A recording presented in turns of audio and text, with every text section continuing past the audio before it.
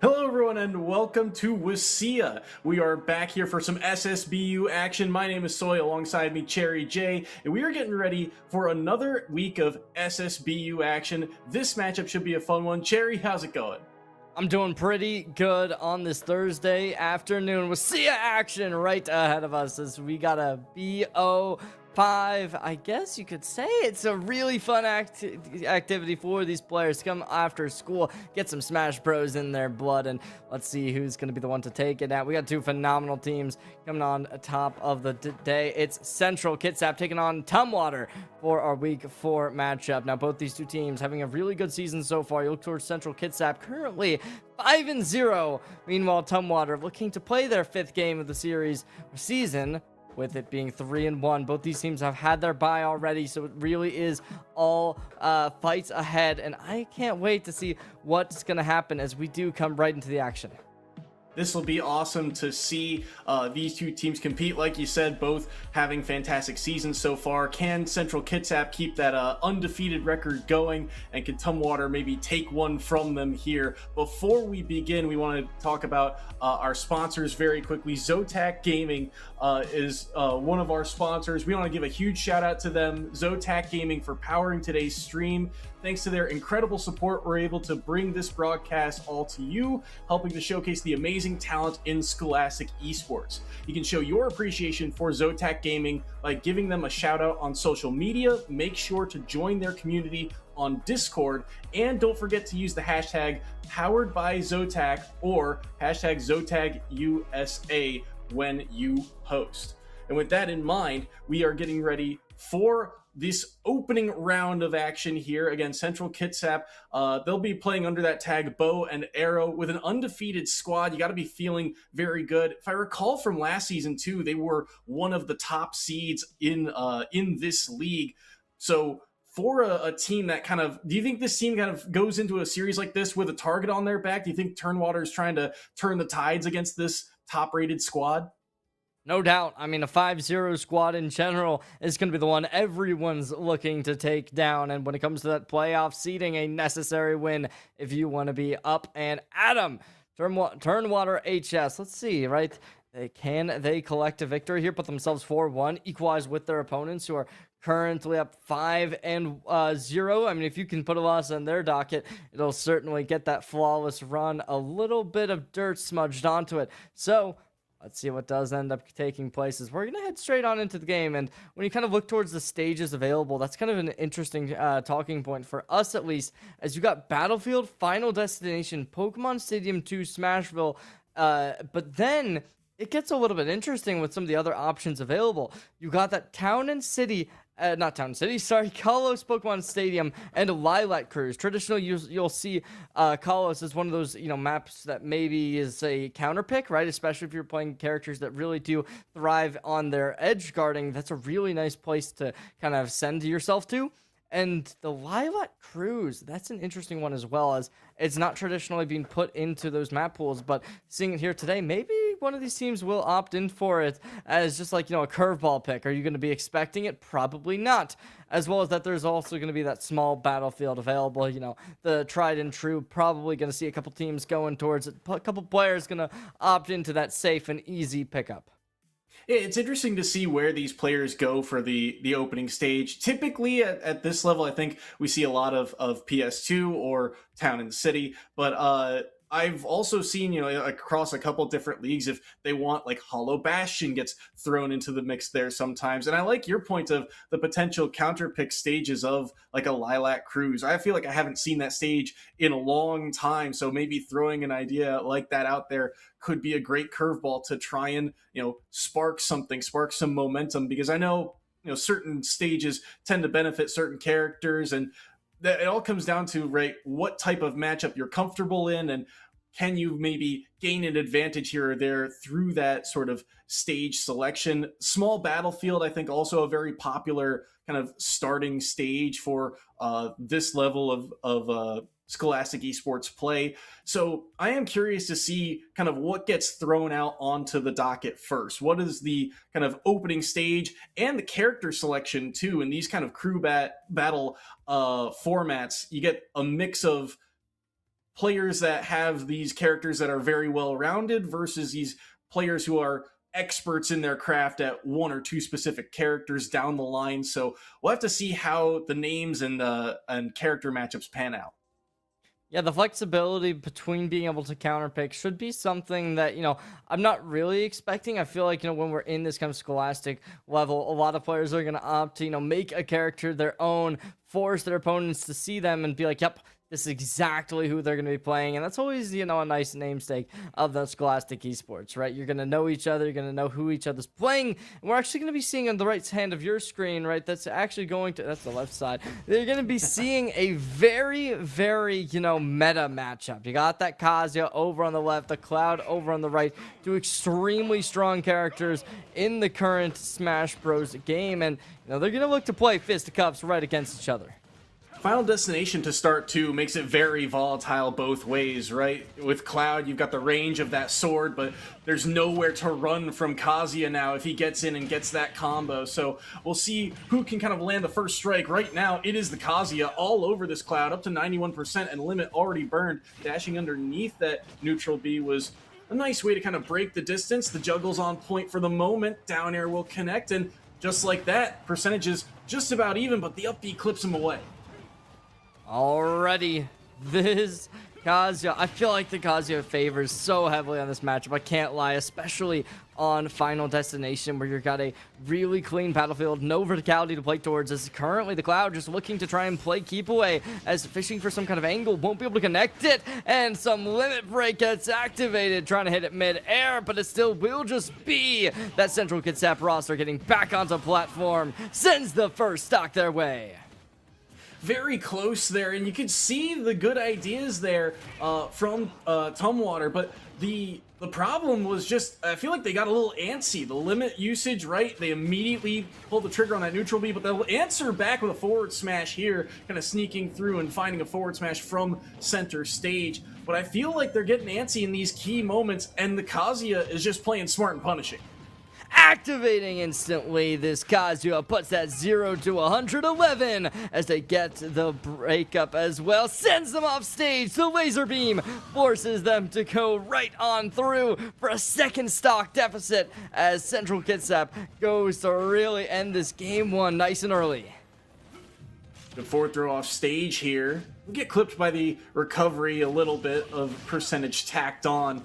But like you said, that snipe was everything. The fact that he's able to take that stock, taking 0 in exchange, trying to continue with the trips through, but won't get too much off the back of it.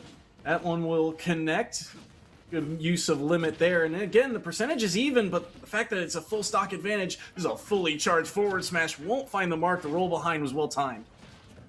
As 85% gets gathered, the Kazuya closes the gap. Unfortunately, going to be expecting the Cloud to play towards air a little bit longer. Tries to kick upwards, won't be the case, as still just sending in this DPS. Not able to drop him down. Playing close and aggressive, the Cloud will pay for it as they're getting command grabbed right off stage. Central Kitsap High School takes a clean game one in this best of 3. Tumwater, how will they respond?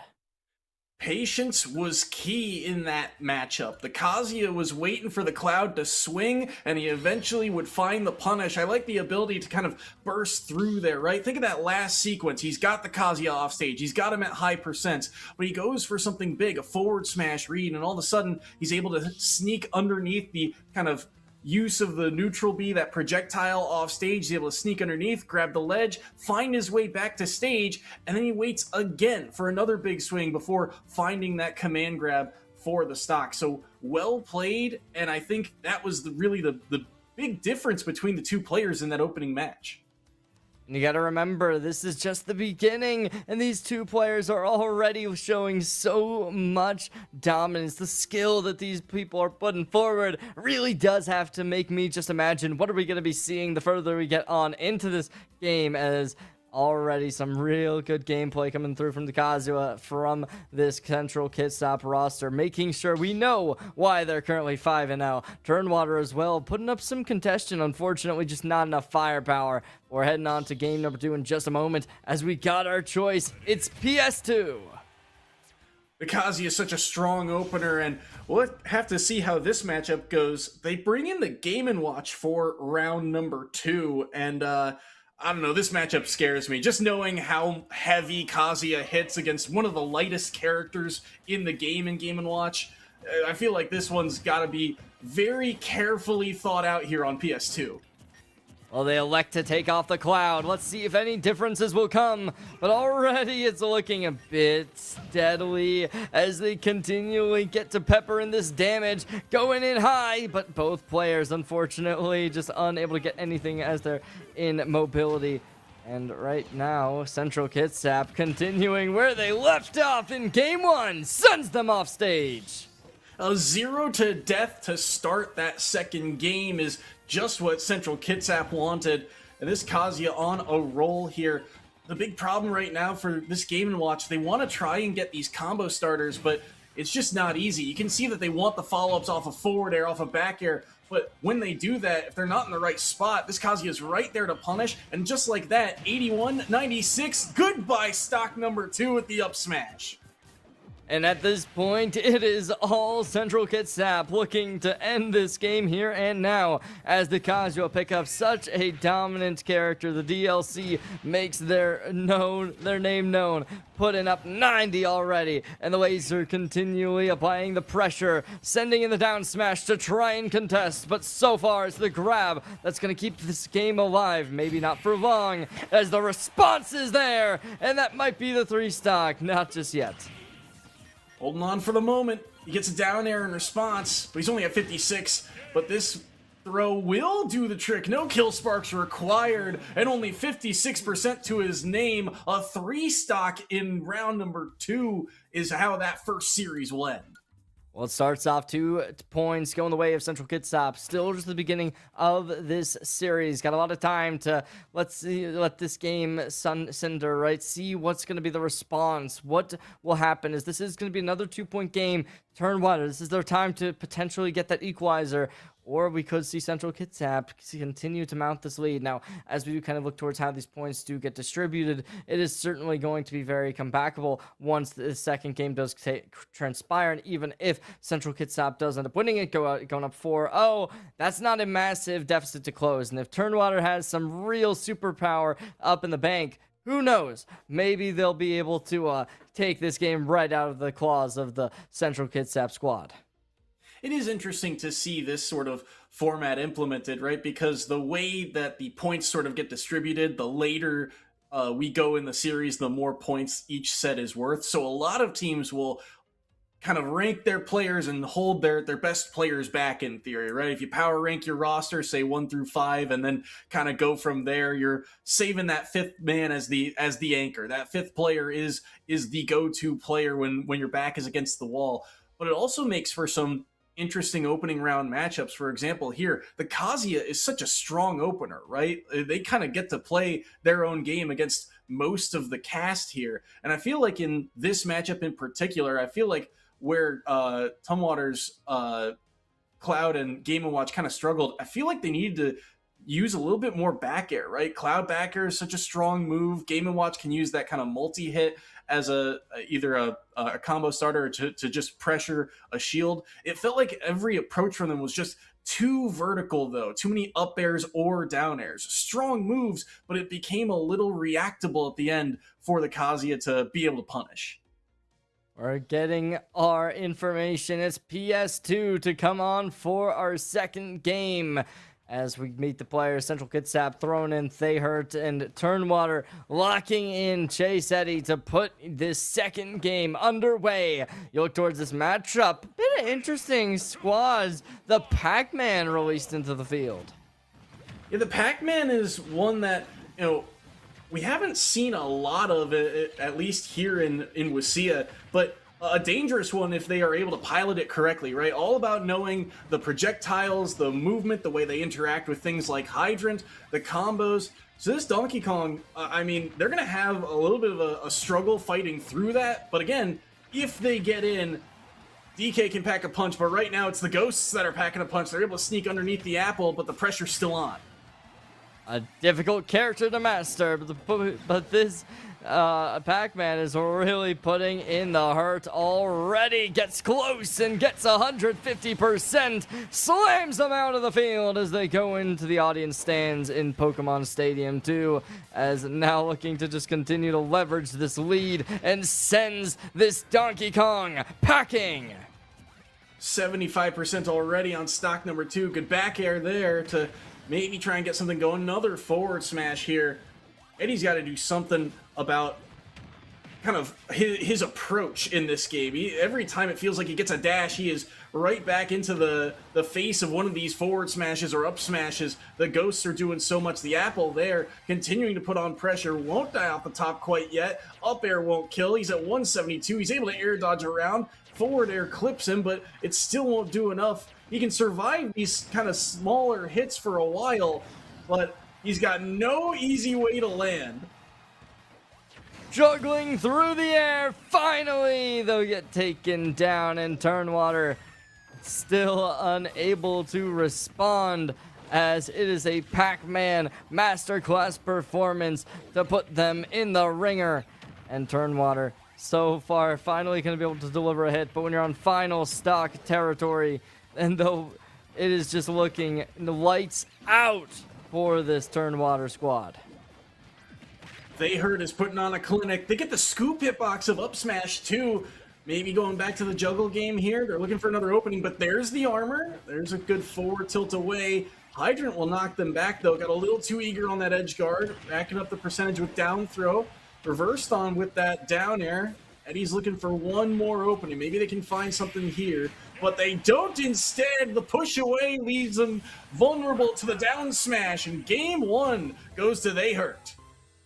They Hurt secures the opener, taking this 1-0 within this best of 3. Really starting to put the hurt in They Hurt, and, you know, it is definitely not an easy task to be going down this early.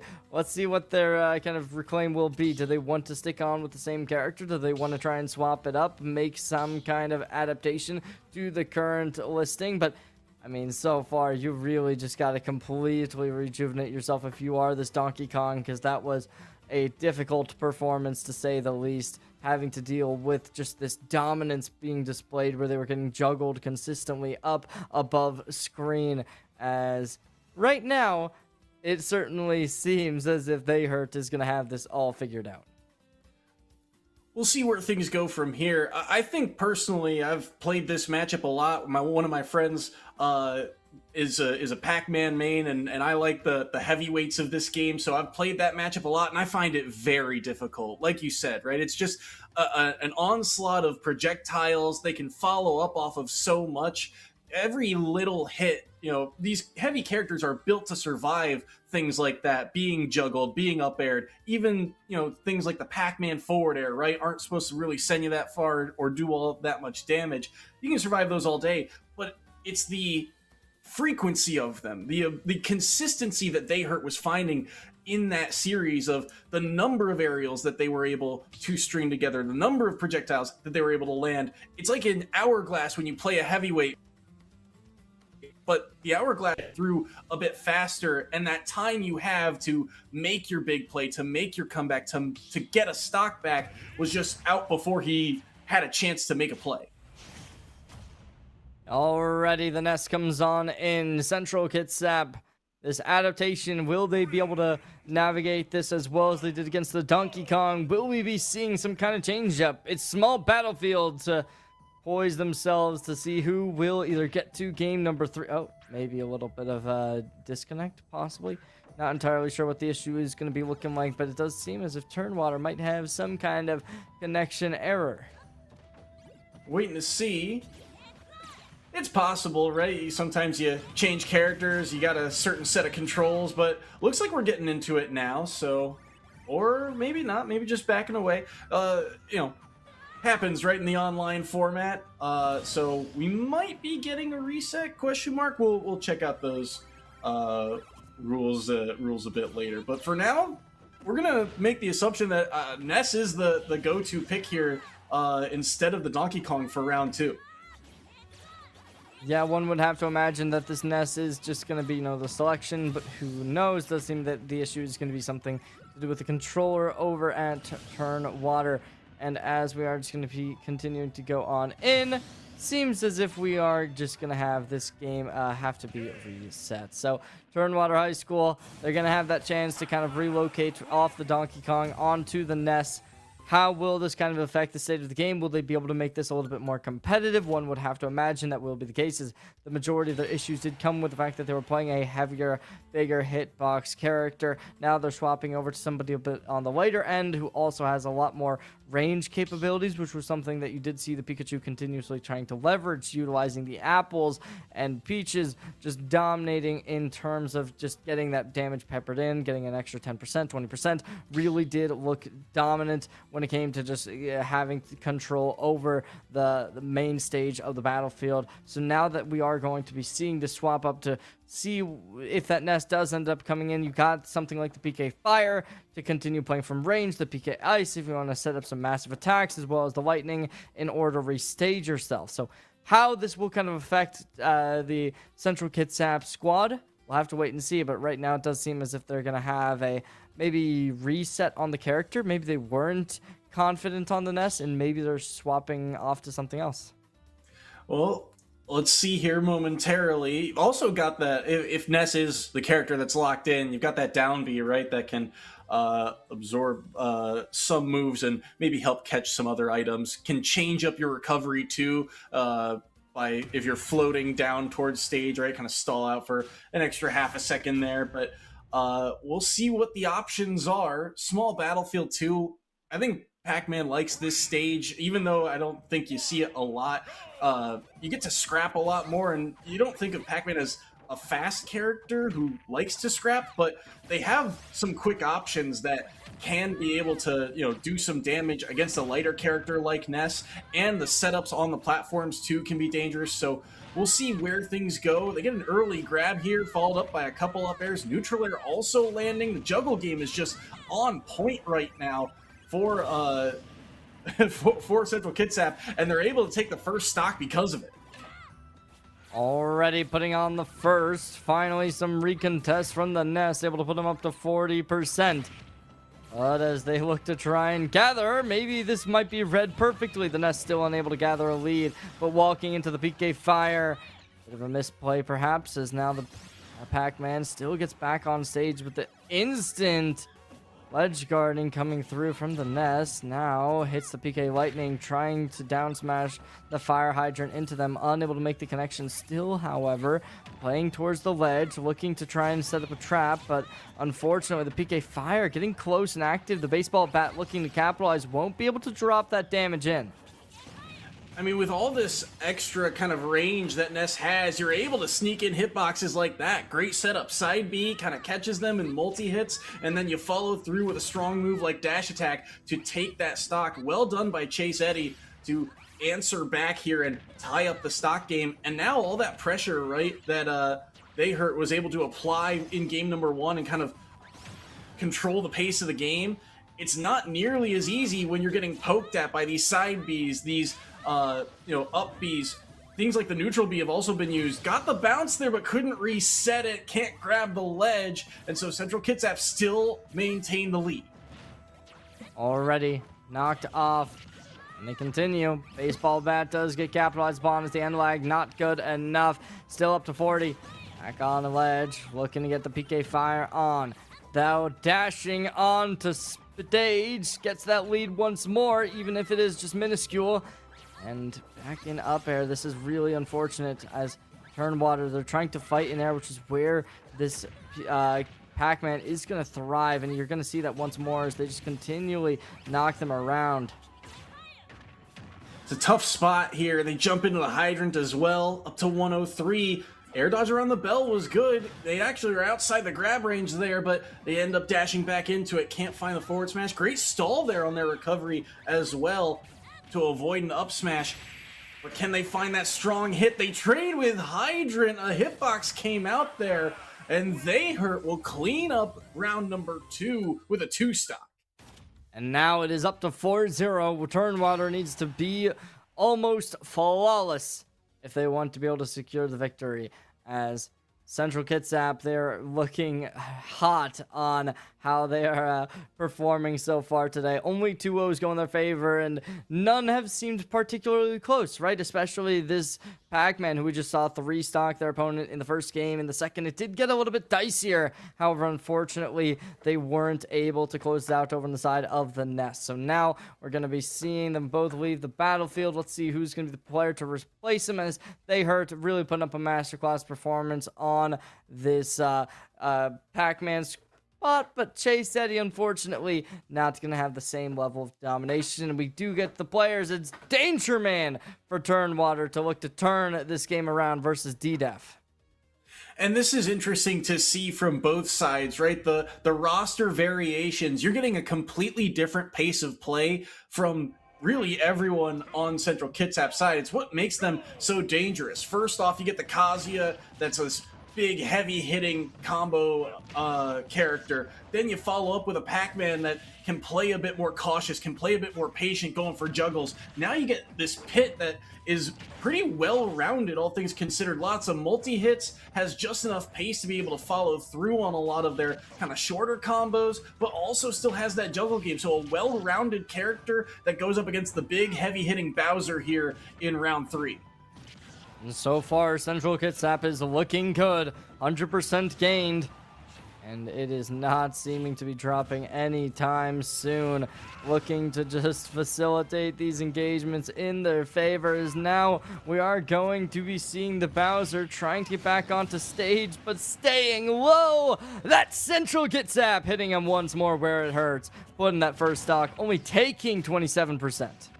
Man, that heavy hitbox betrays him right there. You saw that Pit's up smash, right? It's all above him, but that very last hitbox just scoops a little bit farther down, and Bowser on the bounce up gets clipped by the worst hitbox possible there and ends up dropping the stock. So right now, it's a full stock advantage. They've already lapped them in percent, and they are working heavily on stock number 2. The pressure's on. The arrows are there. They don't find the forward air. They will find the up air. 149. They will down B back down to stage, but you're looking for a way to answer here. Can they find something? They won't find the grab, and they'll fall right into the forward smash. It's 3-1 right off the bat. And the last stock remaining, trying to force them off edge right off the bat. Still just going to continue to be putting through this damage. Follow-up is there after the grab. And after they down smash, that leaves them vulnerable to these engagements, looking to just force this issue. And that'll do it. Central Kitsap takes the game number 1 once more. Tumwater really getting pushed to the limit. D-Def there was just on point. It felt like that first stock might have been a little bit of a warm-up because stock number 2 looked so clean. And then I love the idea there on stock number 3 to get your initial early combo, rack up the percentage, but then go for something a little different. You saw the down B get used a couple times as a sort of get out of jail free card from those juggle situations, got caught by it once, wasn't too costly, but then by the ledge, they see the spacing of it, they get underneath the right-hand platform, and then they're able to use the side B, a move we just hadn't seen yet, a move with armor of their own, and it nearly took the stock at, what, 70%? So I thought that was really masterfully played by D-Def there in round number 1, but they get a completely different pace again here in round number 2. The Captain Falcon enters the stage. As Tumwater forces in the final game, potentially, will this Captain Falcon be able to swap it up? It's all down to this, as the Bowser certainly did not seem to be the most comfortable pick for them this time. However, they're able to keep this a little bit more loose. Unfortunately, though, this is going to be maybe the comeback necessary to finally get us a game number 3, right? Each one has been that 2-0, and that both players stuck on 52%. So far, the Pit's going to be able to gather an advantage with an arrow. However, constant aggression is going to be able to capitalize. Close chance there. Trying to go for the up B. Lots of B buttons right now is what we're seeing from the Captain Falcon. The Falcon kicks, the up B's out of shield. You can see the Falcon kick down to stage has kind of been a staple here. Kind of a change up, as you see most Falcons will go for things like down air or maybe a back air on shield, but kind of changing the pace, changing how they land. Right now, they're trying to figure out how to take this stock as they get the side B. Tried to follow up into an up B, but won't get there. The follow through and punish will be a dash attack. Another trade there comes through, and that's been something that we haven't seen in the past, as that side B will break the distance and break the ice here in game number 2 of round number 3. First stock in favor of DDEF. It's a little bit closer. This might be the closest game we've seen so far tonight, but as the Captain Falco goes, oh, that's a little bit rough to say the least. 54% gathered, finally going to be able to make some kind of switch up. Back on a ledge, looking to charge up a smash attack, won't be able to gather, but the flank dashing between them, and it's already going to be that end lag, might be causing them more harm than good, and triple digits reached on the second stock.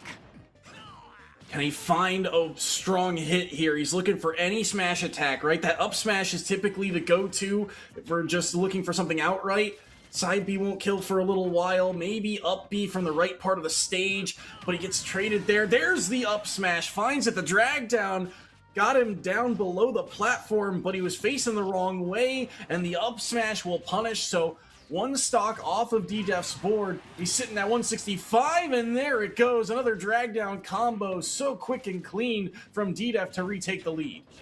Already final stock, but they get one off their opponent. Central Kitsap not out of the woods just yet. DDEF still having a little bit more to play towards. Gonna be able to put up the shield, goes to the flank play, forces them off edge, but still able to maintain their composure. Back on board. And at 49%, this could get a little bit dicey if you can secure this stock. However, the follow-up off of the grab does look nice, and not allowing the dash involved. It's still going to be the next grab followed up on, and it is looking difficult for Tumwater to stay within this game. However, you force them off the side, and it still is going to be possibilities enabled off of the neutral. Danger Man right now looking for one more opening. He finds a forward smash from across the stage. It won't take the stock quite yet, though. Every little bit of percentage here for DDEF helps to try and secure this third round. He's sitting at 105 to 113. And the next strong hit you feel like should do it. DDEF has been so good, so quick about finding the setups, but they fall prey to the up air there. It's an up smash to punish. Well shielded, tying up the game at one stock apiece once more. But he's sitting at 146. You feel like the stock's working on borrowed time, and there it goes, the back air to secure it. DDEF closes out set 3, and Central Kitsap stays undefeated.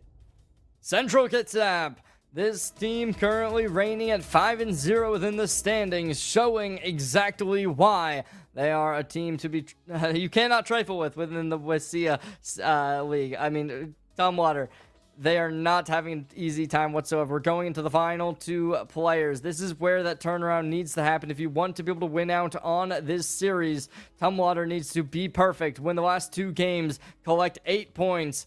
And, I mean, whether or not that's even going to be possible, we will just have to wait and see.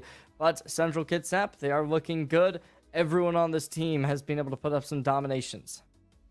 I mean, when you look at these 3 games, again, the way that these games have sort of paced out, the variety of characters, the way they all approach the game, you can tell that there is some talent on this Central Kitsap roster.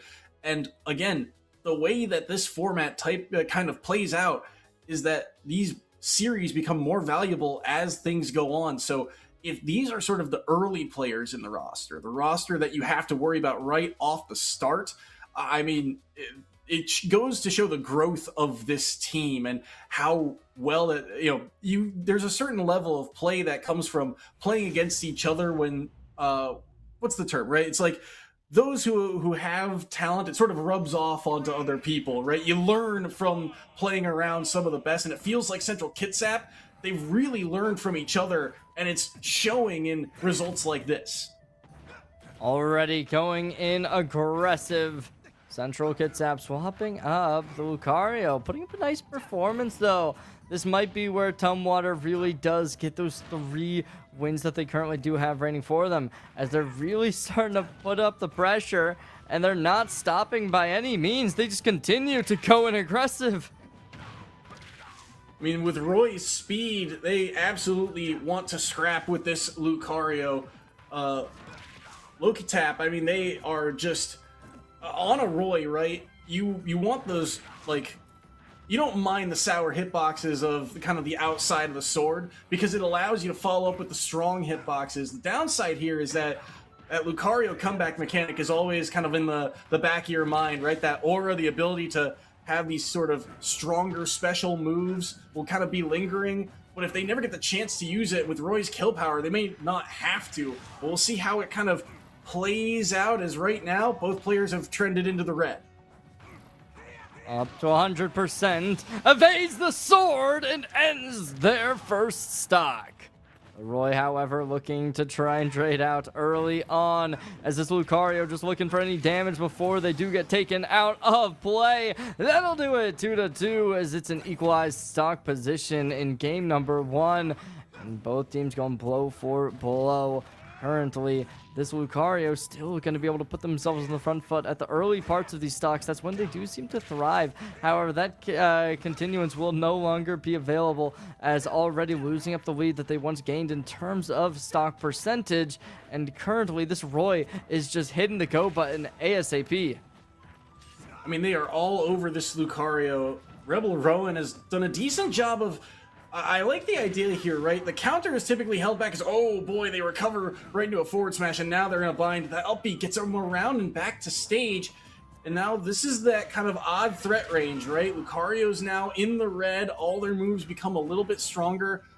The thing I noticed about their gameplay is, right, that counter. They were using it a lot, and it's well called out here by Lokitap. They're able to read the counter, read that, hey, they're being aggressive, I'm just going to use this down B and get out of here, and they can't get out of it for free because they play patient for one moment, they wait, and they punish with a forward tilt and the stock off the bat.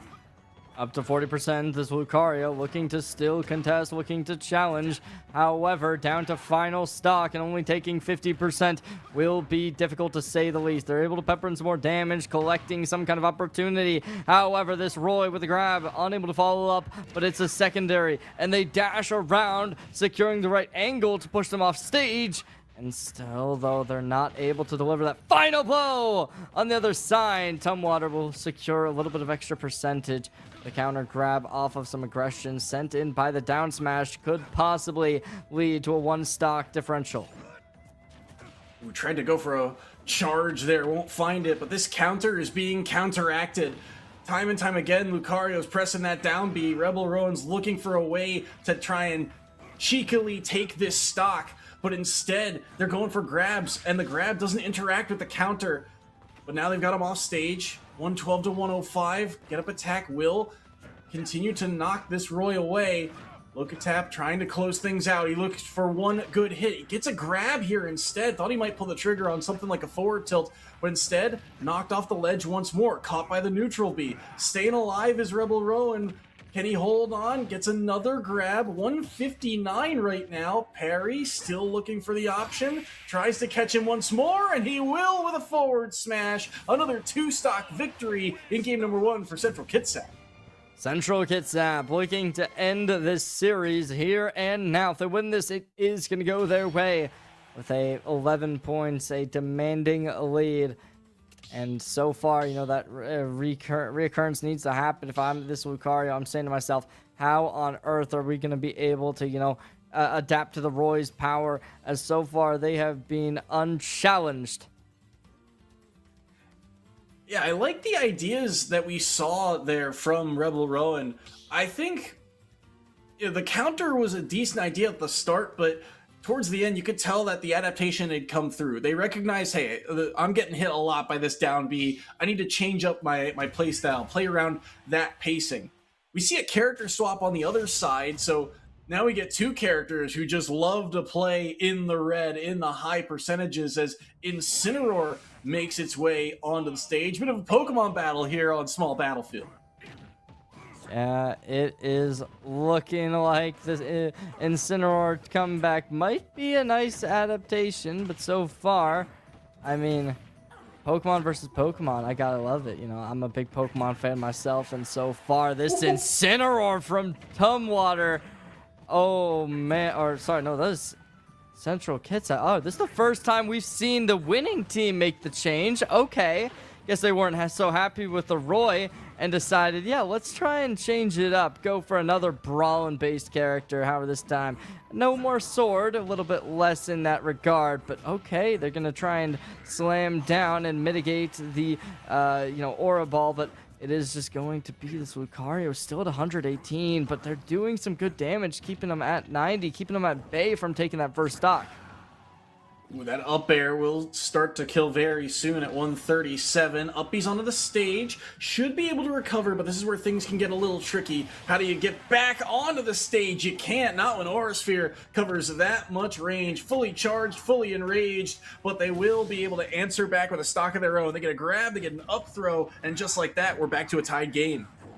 Ending up in a 2-2. It's similar to what we saw in game number 1. However, the heroics might need to be a little bit better than what we're currently seeing. Tumwater hit with the grab, but unfortunately for Central Kitsap, that might just do it, though. A kick to the face sends them flying off stage. And they're not ending here to saying 84%. Let's keep it pushing as they get right in front. But the Lucario able to send some damage to get that percentage even higher.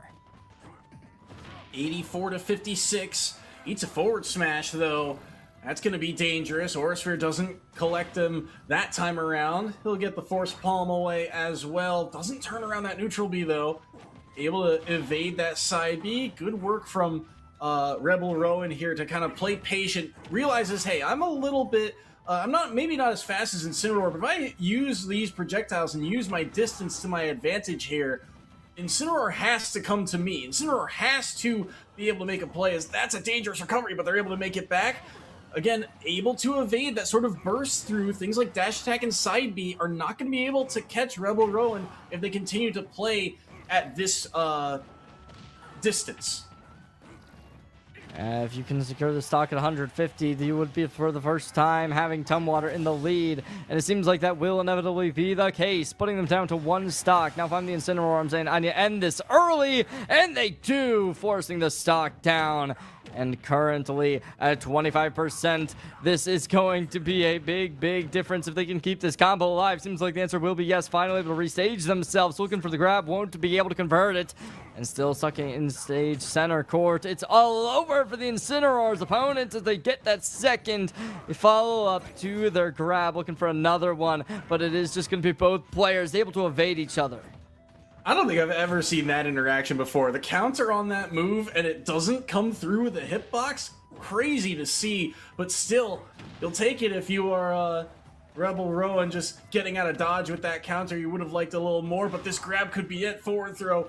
Not going to kill quite yet. Rebel Rowan makes it back to stage. Goes for the side B. Neutral B will end up trading there, and every trade goes in his favor, but now you gotta worry. Ton of damage, and he'll find the up smash instead, reads the air dodge, and closes out set number 4. And taking the win within the series, putting them up 6-0. But Tumwater, they still do have one more player in the works. Can they get a consolation win and take Central Kitsap to at least a 11-4, or will we be seeing that flawless game coming out from the Central Kitsap High School? As Tumwater, they're gonna have to, bow out their 4th player and unfortunately bow out for a series win. But let's see if they can get that consolation prize real quick. And it's always a little bit bittersweet, right? If you're able to take that 5th series, even if you're out of it in terms of points, in terms of the set, in terms of the series, if you're able to have the last laugh, that's kind of that motivator moving forward of, all right, well, we still got something on them, right? We've still got an edge somewhere, and maybe we can work off of that moving forward, moving into the postseason when that comes around. Only week 4, but again, these players at this point, well practiced, well versed. They have smoothed out the bread and butter mechanics. So we'll see where things go for this 5th set. But for Central Kitsap, I mean, this is sort of a statement game for them, a statement week of, hey, we're going up against a team that looked good coming in, right? 3-1, coming off of a bye week, right? Earlier, that had time to prepare, and they still have this strong of a showing. It shows how strong this Central Kitsap roster and program is. And for the final game, it's going to be the Bow and Arrow versus Iron Spider to contest for this game 5, the rank 1 versus rank 1.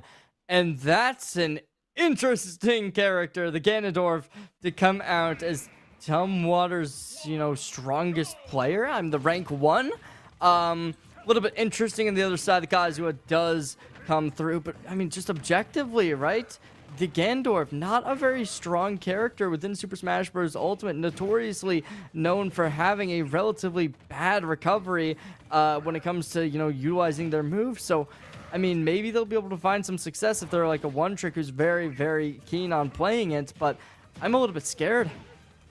Yeah, I'm with you. And you can see the pressure that Bow and Arrow is putting on with the Kazuya, right? Because Ganondorf is such a big body, these follow-ups are just so easy to get. And because Ganondorf is one of the slower characters, Kazuya can keep up with them very easily. Snipe will come through on the neutral B. They won't be able to recover from that. First stock down and out. But Ganondorf is an interesting character to see, because I feel like this character is a lot of fear factor. They've got big swinging hits, and when they hit it, deals so much damage. You do have a little bit of quick movement with things like the short hop and the aerials that you see there to answer back, but with a Kazuya as experienced as Bow and Arrow, they're able to move around and maneuver around a couple of these hits. They're up to 94%. They're able to recover, and the edge guard goes awry, can't turn themselves around back to the ledge, and all of a sudden, it's a 3-1 stock lead. Well, I'm seeing that, yes, they are pretty confident on the Ganondorf. This is a character that they've clearly had some time playing and have experience maneuvering on, especially with that phenomenal kick, realizing and predicting that jump from the Kazuha, not going to try and slide onto stage, as still just going to be able to play from the low ground, looking to try and make something happen. But as of now, Bow and Arrow putting the nail on the coffin for a flawless week number 6, or week number 4, sorry, for this Central Kitsap. They're going up 6-0, and Tumwater, unfortunate to have that happen. They're going to have to, go back to the drawing board, currently standing at 3-2, likely to have a decent seed when it comes to standings, as they are still positive within the win rate. However, it is disappointing to have that flawless victory coming in from Central Kitsap. I mean, Central Kitsap, again, to have this strong of a roster, they are flexing their muscles here, and that is a strong showing from them. And to have Bow and Arrow in the back pocket, right, on this Kazuya, to be so experienced, sometimes you get odd matchups like this, right? You get a character that, for a Kazuya, right, you got your experience, and then you go up against a character that you don't frequently see, like a Ganondorf, and all of a sudden you're like, wait, how do I play around that pacing again? And it's a little bit off-catching, but still, you get the occasional mix-up like you see here for game number 2 between these two. Terry, very similar, right? Another kind of classic fighter character, and the Donkey Kong in response. As we get this matchup underway, it is going to be the Terry. Pours out a lot of damage early, and so far, being able to continue to play it through this is just the Terry, playing the low ground, looking to slide in damage where they can find it, and currently not a lot to be found. Yeah, Iron Spider right here has Go online. See what they're able to do with it. In theory, right, should be able to land it onto a big body character like Donkey Kong, but they pull the trigger early and they're punished. Good reverse there on the neutral P, on the DK punch to pull that one off, take another stock. They might catch him here. Good grab, good reset. Back airs might do the trick, but the down air just can't get there in time. Still 62 in the process, and a rinse repeat. No tech there will mean the stock is forfeit, and all of a sudden it's 3-1. Bow and Arrow back in command of this series. Already, Bow and Arrow putting this game in lock as they send him off stage once more. Recovery going to be in play. Still, though, Tumwater playing from the low ground, 80% active, 120 goes up, goes awry as triple digits gets reached. Looking to end it right here, right now, sends them off stage, sends them packing. The go meter gets activated, but can they continue? That will be the question, as we are just seeing this triple digits reach. One good hit, one slam to make this action fall their way, and they spike him down into oblivion. Well played by Bow and Arrow and the rest of Central Kitsap. What a commanding series, and Central Kitsap comes out with a clean W. Don't think they dropped a game today to Tumwater here. So Central Kitsap with a big win this week, a dominant performance, and everyone kind of showing their strengths throughout this matchup. Everyone kind of had their key moment, their big spark, their highlight reel play, and Bow and Arrow there looked fantastic. Even with a little bit of a character switch up, they still, you could see the mechanics were clean for them, and that's how they got this W. It is looking phenomenal for their season. And speaking of this broadcast that was so good to watch, so good to see these two teams duking it out, it was brought to you by LANFest. This broadcast is part of LANFest's Scholastic Esports program, a program that supports this league and many others like it. Since launching, LANFest has delivered over 300 broadcasts to scholastic leagues in Washington and Indiana. We provide these broadcasts free of charge to the leagues, schools, and teams we cover. Your generous donations make this possible. Every $200 raised covers the operating costs for one regular season broadcast. If you appreciate our work, scan the QR code on screen and donate today.